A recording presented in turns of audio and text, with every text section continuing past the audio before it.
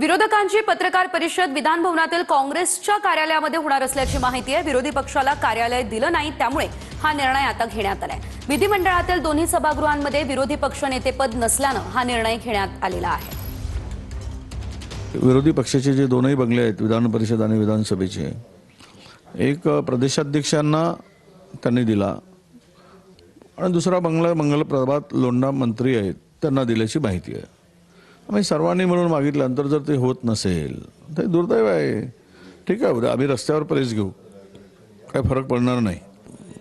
शेवट लोकशाहीमध्ये दोन बाजू असतात, ती साधी बूज जर यांना नसेल तर ते दुर्दैव आहे।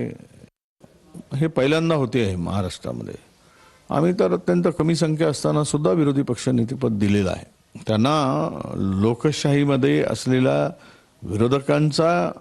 विरोधक हा काही सरकारचा विरोधक नसतो, सरकारच्या धोरणाचा विरोधक असतो आणि सत्ताधाऱ्यावर थोडा अंकुश ठेवण्याचं काम विरोधी पक्षनेता करत असतो आणि त्या लोकांना नजरेपुढे ठेवूनच काम व्हावं, यावर अंकुश राहावं सत्ताधाऱ्यावर, यासाठी विरोधी पक्ष आहे।